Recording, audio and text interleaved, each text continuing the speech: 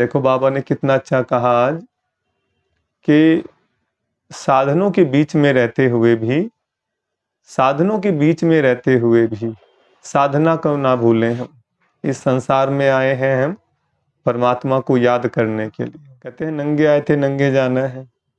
तो इसी प्रकार ये बाहर जो हम लेके घूमते हैं, ये मेरा मेरा मेरा करते रहते हैं, तो मेरा मेरा नहीं तेरा तेरा करना है, तभी पार लगेंगे। तो विशेष ध्यान दें, बाबा ने विशेष साधना के लिए बोला। साधना करनी है, साधनों में उलझना नहीं है। और जैसे हम सेवा में आते हैं, तो सेवा में आते हैं तो सेवा में इतना बिजी हो जाते हैं कि वैराग्य वृत्ति को भूल जाते हैं। लेकिन हमने वैराग्य वृत्ति को धारण करते हुए, क्योंकि संपूर्ण बनेंगे तभी प्रत्यक्षता होगी।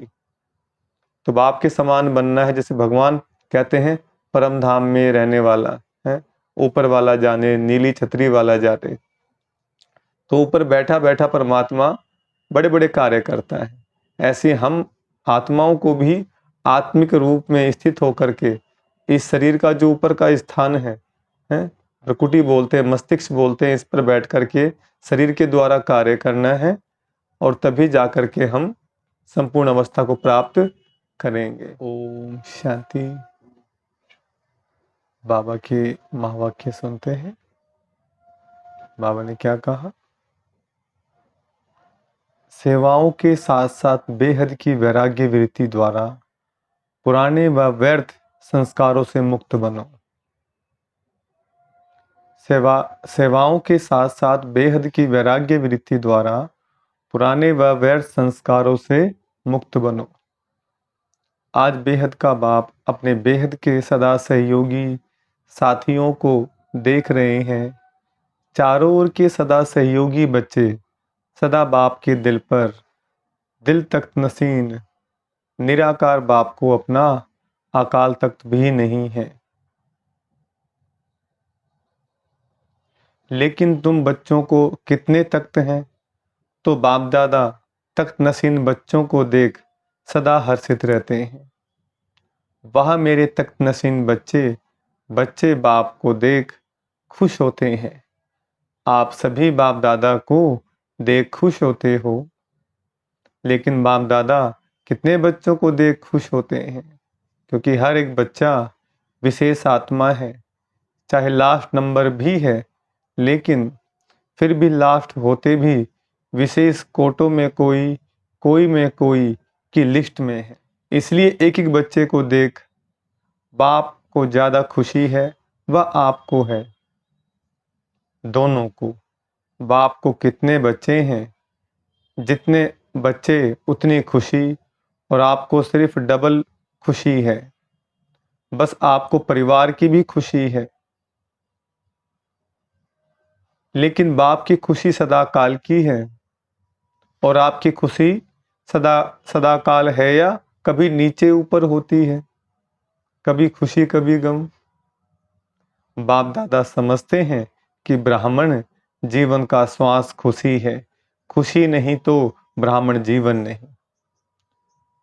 और अविनाशी खुशी कभी कभी वाली नहीं, परसेंटेज वाली नहीं, खुशी तो खुशी है। आज 50% खुशी है, कल 100% है। तो जीवन का श्वास नीचे ऊपर है ना। बाप दादा ने पहले भी कहा है कि शरीर चला जाए लेकिन खुशी नहीं जाए। तो यह पाठ सदा पक्का है या थोड़ा थोड़ा कच्चा है? सदा अंडरलाइन है।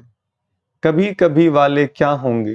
सदा खुशी में रहने वाले पास विद ऑनर, और कभी कभी खुशी में रहने वालों को धर्मराजपुरी पास करनी पड़ेगी। पास विद ऑनर वाले 1 सेकंड में बाप के साथ जाएंगे, रुकेंगे नहीं। तो आप सब कौन हो? साथ चलने वाले या रुकने वाले? साथ चलने वाले। ऐसा चार्ट है, ऐसा चार्ट बना रखा है, क्योंकि विशेष डायमंड जुबली के वर्ष में बाप दादा की हर एक बच्चे के प्रति क्या शुभ आशा है, वह तो जानते हो ना। बाप दादा ने सभी बच्चों का चार्ट देखा। उसमें क्या देखा कि वर्तमान समय के प्रमाण एक बात का विशेष और अटेंशन चाहिए। जैसे सेवा में बहुत उमंग उत्साह से आगे बढ़ रहे हैं और डायमंड जुबली में विशेष सेवा का उमंग उत्साह है, इसमें पास हो हर एक यथाशक्ति सेवा कर रहे हैं और करते रहेंगे। लेकिन अब विशेष क्या चाहिए? समय समीप है, तो समय की समीपता के अनुसार अब कौन सी लहर होनी चाहिए? वैराग्य की। कौन सा वैराग्य? हद का या बेहद का वैराग्य? जितना सेवा का उमंग उत्साह है, उतना समय की आवश्यकता प्रमाण स्वस्थिति में बेहद का वैराग्य कहाँ तक है? पूछ रहे बाबा। क्योंकि आपकी सेवा की सफलता है जल्दी से जल्दी प्रजा तैयार हो जाए, इसलिए सेवा करते हो ना। तो जब तक बाप निमित्त आत्माओं में बेहद की वैराग्य वृत्ति नहीं है, तो अन्य आत्माओं में भी वैराग्य वृत्ति नहीं आ सकती। और जब तक वैराग्य वृत्ति नहीं होगी, तो जो चाहते हो कि बाप का परिचय सबको मिले, वह नहीं मिल सकता। बेहद का वैराग्य सदाकाल का वैराग्य है। अगर समय प्रमाण व सर्कमस्टांस प्रमाण वैराग्य आता है, तो समय नंबर 1 हो गया और आप नंबर 2 हो गए।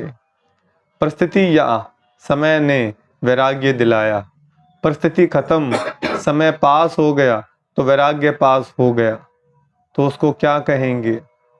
बेहद का वैराग्य या हद का? तो अभी बेहद का वैराग्य चाहिए। अगर वैराग्य खंडित हो जाता है, तो उसका मुख्य कारण है देह भान। जब तक देह भान का वैराग्य नहीं है, तब तक कोई भी बात का वैराग्य सदाकाल नहीं होता है, अल्पकाल का होता है।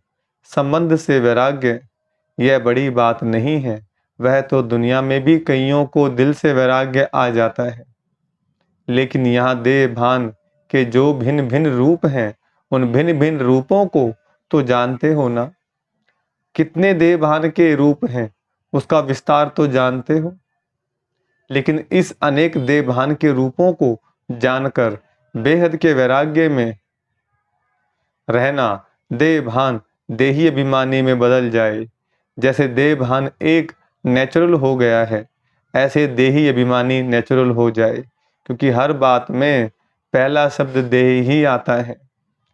चाहे संबंध है तो भी देह का ही संबंध है, पदार्थ है तो देह के पदार्थ हैं, तो मूल आधार देह भान है। जब तक किसी भी रूप में देह भान है, तो वैराग्य वृत्ति नहीं हो सकती।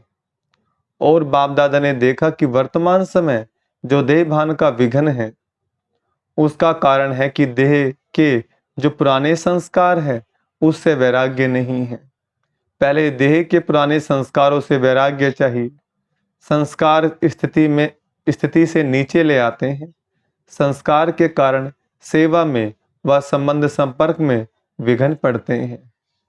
तो रिजल्ट में देखा कि देह के पुराने संस्कार से जब तक वैराग्य नहीं आया है, तब तक बेहद का वैराग्य सदा नहीं रहता। संस्कार भिन्न भिन्न रूप से अपनी तरफ आकर्षित कर लेते हैं। तो जहां किसी भी तरफ आकर्षण है, वह वैराग्य नहीं हो सकता। चेक करो कि मैं अपने पुराने वैर संस्कारों से मुक्त हूं। कितनी भी कोशिश करेंगे, करते भी हैं कि वैराग्य वृत्ति में रहें, लेकिन संस्कार कोई कोई के पास या मेजोरिटी के पास किस न किस रूप में ऐसे प्रबल हैं जो अपनी तरफ खींचते हैं। तो पहले पुराने संस्कार से वैराग्य, संस्कार न चाहते भी इमर्ज हो जाते हैं। क्यों? चाहते नहीं हो, लेकिन सूक्ष्म में संस्कारों को भस्म नहीं किया है, कहाँ न कहाँ अंश मात्र रहे हुए हैं, छिपे हुए हैं। वह समय पर ना चाहते हुए भी इमर्ज हो जाते हैं। फिर कहते हैं चाहते तो नहीं थे, लेकिन क्या करें, हो गया, हो जाता है। यह कौन कहता है? देह भान या देही अभिमान। तो बाप दादा ने देखा कि संस्कारों से वैराग्य वृत्ति में कमजोरी है। खत्म किया है, लेकिन अंश भी नहीं हो, ऐसा खत्म नहीं किया है। और जहां अंश है तो वंश तो होगा ही। आज अंश है, समय प्रमाण वंश का रूप ले लेता है, परवश कर देता है। कहने में तो सभी क्या कहते हैं कि जैसे बाप नॉलेजफुल है वैसे हम भी नॉलेजफुल हैं, लेकिन जब संस्कार का वार होता है तो नॉलेजफुल हैं या नॉलेजफुल हैं? क्या है पूछ रहे बाबा। नॉलेजफुल के बजाय नॉलेजफुल बन जाते हो। उस समय किसी से भी पूछो तो कहेंगे हाँ समझती तो मैं भी हूँ, समझता तो मैं भी हूँ। होना नहीं चाहिए, करना नहीं चाहिए, लेकिन हो जाता है। तो नॉलेजफुल हुए या नॉलेजफुल हुए? नॉलेजफुल अर्थात नॉलेज को खींचने वाले। जो नॉलेजफुल हैं उसे कोई भी संस्कार संबंध पदार्थ वार नहीं कर सकता, कोई संबंध पदार्थ वार नहीं कर सकता। तो डायमंड जुबली मना रहे हो। डायमंड जुबली का अर्थ है डायमंड बनना, अर्थात बेहद के वैरागी बनना। जितना सेवा का उमंग है उतना वैराग्य वृत्ति का अटेंशन नहीं है। इसमें अलबेलापन है। चलता है, होता है, हो जाएगा, समय आएगा तो ठीक हो जाएगा। तो समय आपका शिक्षक है या बाबा शिक्षक है? कौन है? अगर समय पर परिवर्तन करेंगे तो आपका शिक्षक तो समय हो गया, आपकी रचना आपका शिक्षक हो, ये ठीक है? तो जब ऐसी परिस्थिति आती है तो क्या कहते हो? समय पर ठीक कर लूंगी, हो जाएगा। बाप को भी दिलासा देते हैं, फिक्र नहीं करो, हो जाएगा। समय पर बिल्कुल आगे बढ़ जाएंगे। तो समय को शिक्षक बनाना यह आप मास्टर रचयिता के लिए शोभता है, अच्छा लगता है? पूछ रहे बाबा। बड़ी इज्जत से बेइज्जती कर रहे हो। नहीं, समय रचना है। आप मास्टर रचयिता हो तो रचना मास्टर रचयिता का शिक्षक बने। यह मास्टर रचयिता की शोभा नहीं। तो अभी जो बाप दादा ने समय दिया है उसमें वैराग्य वृत्ति को इमर्ज करो, क्योंकि सेवा की खींचातान में वैराग्य वृत्ति खत्म हो जाती है। वैसे सेवा में खुशी भी मिलती है, शक्ति भी मिलती है और प्रत्यक्ष फल भी मिलता है, लेकिन बेहद का वैराग्य खत्म भी सेवा में ही होता है। इसलिए अब अपने अंदर इस वैराग्य वृत्ति को जगाओ। ध्यान से सुनेंगे। कल पहले भी बने तो आप ही थे कि और थे? आप ही हैं, आप ही है ना? सिर्फ इमर्ज हैं। इसको उसको इमर्ज करो। जैसे सेवा के प्लान को प्रैक्टिकल में इमर्ज करते हो तब सफलता मिलती है ना? ऐसे अभी बेहद के वैराग्य वृत्ति को इमर्ज करो। चाहे कितने भी साधन प्राप्त हैं, और साधन तो आपको दिन प्रतिदिन ज्यादा ही मिलते हैं, लेकिन बेहद के वैराग्य वृत्ति की साधना मर्ज नहीं हो, इमर्ज हो। साधन और साधना का बैलेंस, क्योंकि आगे चल करके प्रकृति आपकी दासी होगी। सत्कार मिलेगा, सम्मान मिलेगा, लेकिन सब कुछ होते वैराग्य वृत्ति कम नहीं हो तो बेहद के वैराग्य वृत्ति का वायुमंडल स्वयं में अनुभव करते हो कि सेवा में बिजी हो गए हो। जैसे दुनिया वालों को सेवा का प्रभाव दिखाई देता है ना, ऐसे बेहद के वैराग्य वृत्ति का प्रभाव दिखाई दे। आदि में आप सभी की स्थिति क्या थी? कराची में जब थे, बाहर की कोई सेवाएं नहीं थी, साधन थे, लेकिन बेहद की वैराग्य वृत्ति के वायुमंडल ने सेवा को बढ़ाया। तो जो भी डायमंड जुबली वाले हैं उन्होंने आदि संस्कार हैं, अब मर्ज हो गए हैं। अब फिर से इस वृत्ति को इमर्ज करो। आदि रत्नों के बेहद के वैराग्य वृत्ति ने स्थापना की। अभी नई दुनिया की स्थापना के लिए फिर से वही वृत्ति, वही वायुमंडल इमर्ज करो। तो सुना, क्या जरूरत है? साधन ही नहीं है और कहो हमको तो वैराग्य है, तो कौन मानेगा? साधन हो और वैराग्य हो। पहले के साधन और अभी के साधनों में कितना अंतर है। साधना छिप गई है और साधन प्रत्यक्ष हो गए हैं। अच्छा है, साधन बड़े दिल से यूज करो, क्योंकि साधन आपके लिए ही है, लेकिन साधना को मर्ज नहीं करो। बैलेंस पूरा होना चाहिए। जैसे दुनिया वालों को कहते हो कि कमल पुष्प समान बनो, तो साधन होते हुए कमल पुष्प समान बनो। साधन बुरे नहीं हैं। साधन तो आपके कर्म का, योग का फल है, लेकिन वृत्ति की बात है। ऐसे तो नहीं कि साधन के प्रवृत्ति में साधनों के वश फंस तो नहीं जाते। कमल पुष्प समान न्यारे और बाप के प्यारे यूज करते हुए उन्हों के प्रभाव में नहीं आए। न्यारे साधन बेहद की वैराग्य वृत्ति को मर्ज नहीं करे। अभी विश्व अति में जा रही है, तो अभी आवश्यकता है सच्चे वैराग्य वृत्ति की, और वह वायुमंडल बनाने वाले आप हो। पहले स्वयं में, फिर विश्व में। तो डायमंड जुबली वाले क्या करेंगे? लहर फैलाएंगे ना। आप लोग तो अनुभवी हैं, शुरू का अनुभव है ना। सब कुछ था, देसी घी खाओ जितना खा सकते, फिर भी बेहद की वैराग्य वृत्ति। दुनिया वाले तो देसी घी खाते हैं, लेकिन आप तो पीते थे। घी की नदियां देखी, तो डायमंड जुबली वालों को विशेष काम करना है। आपस में इकट्ठे हुए हो तो रूह रिहान करना। जैसे सेवा की मीटिंग करते हो, वैसे इसकी मीटिंग करो। जो बाप दादा कहते हैं, चाहते हैं सेकंड में अशरीरी हो जाए, उसका फाउंडेशन यह बेहद की वैराग्य वृत्ति है।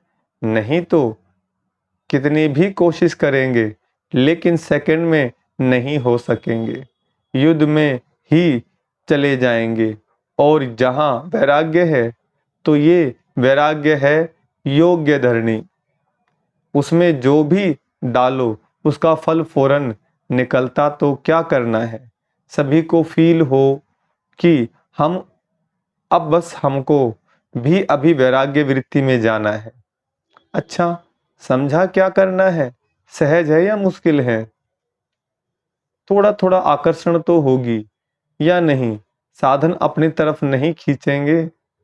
अभी अभ्यास चाहिए। जब चाहें, जहाँ चाहें, जैसा चाहें, वहाँ स्थिति को सेकंड में सेट कर सकें। सेवा में आना है तो सेवा में आए। सेवा से न्यारे हो जाना है तो न्यारे हो जाएं। ऐसे नहीं सेवा हमको खींचे, सेवा के बिना रह नहीं सकें। जब चाहें, जैसे चाहें, विल पावर चाहिए। विल पावर है स्टॉप, तो स्टॉप हो जाएं। ऐसे नहीं लगाओ स्टॉप और हो जाए question mark. Full stop, stop भी नहीं, फुल स्टॉप। जो चाहे वह प्रैक्टिकल में कर सके। चाहते हैं लेकिन होना मुश्किल है, तो इसको क्या कहेंगे? विल पावर है कि पावर है? संकल्प किया, वह समाप्त हो तो सेकंड में समाप्त हो जाए। बाप दादा ने सुनाया ना कि कई बच्चे कहते हैं हम योग में बैठते हैं, लेकिन योग के बजाय युद्ध में होते हैं। योगी नहीं होते, योद्धे होते हैं। और युद्ध करने के अगर संस्कार बहुत काल रहे, तो क्या बनेंगे? सूर्यवंशी व चंद्रवंशी। क्योंकि सूर्यवंशी में श्री कृष्ण के हाथ में क्या दिखाया है? सतयुग में मुरली दिखाई है। और त्रेता युग में क्या दिखाया? चंद्रवंशी के अंदर में श्री रामचंद्र जी के हाथ में धनुष बाण दिखाया है। तो युद्ध करेंगे तो त्रेता में चले जाएंगे, योद्धे बन जाएंगे। तो इसलिए युद्ध नहीं करना, हमने योगी बनना है। तो बाबा कहते हैं सोचना और होना। बाबा कहते हैं योद्धे होते हैं, और युद्ध करने के अगर संस्कार बहुत काल रहे तो क्या बनेंगे? सूर्यवंशी व चंद्रवंशी। सोचा और हुआ। सोचना और होना सेकंड का काम है। इसको कहते हैं विल पावर।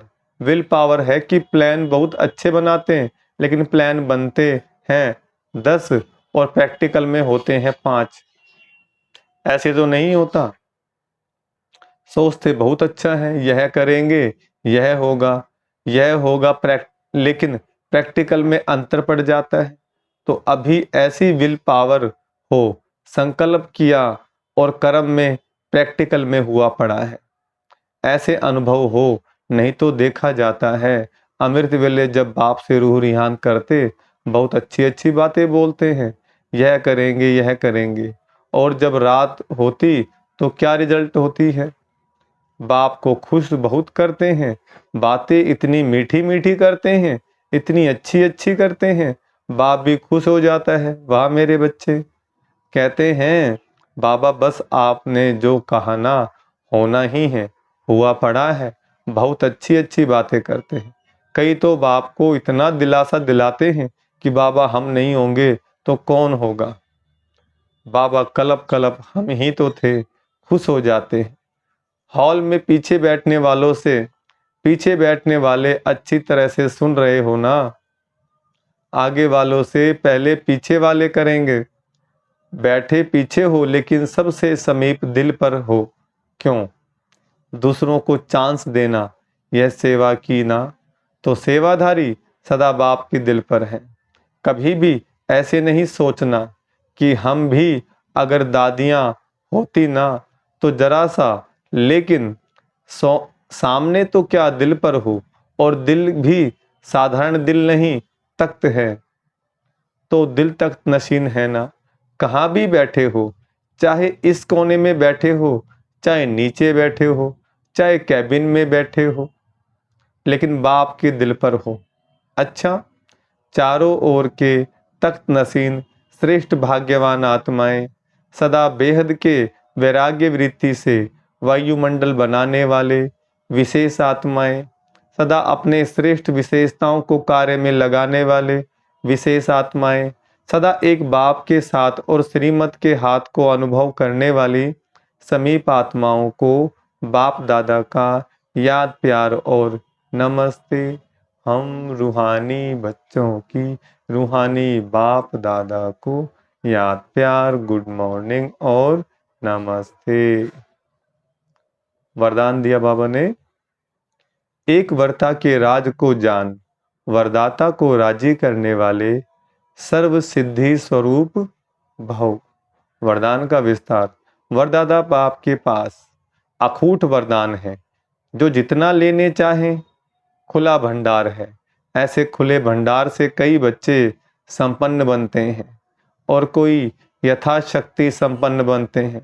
सबसे ज़्यादा झोली भरकर देने में भोलानाथ वरदाता रूप ही है। सिर्फ उसको राजी करने की विधि को जान लो तो सर्व सिद्धियां प्राप्त हो जाएंगी। वरदाता को एक शब्द सबसे प्रिय लगता है, एक वर्ता, संकल्प। स्वप्न में भी दूजा वर्ता ना हो, वृत्ति में रहे मेरा तो एक दूसरा ना कोई। जिसने इस राज को जाना उसकी झोली वरदानों से भरपूर रहती है। स्लोगन, मनसा और वाचा दोनों सेवाएं साथ साथ करो तो डबल फल प्राप्त होता रहेगा। मनसा और वाचा दोनों सेवाएं साथ साथ करो तो डबल फल प्राप्त होता रहेगा। अच्छा, ओम शांति।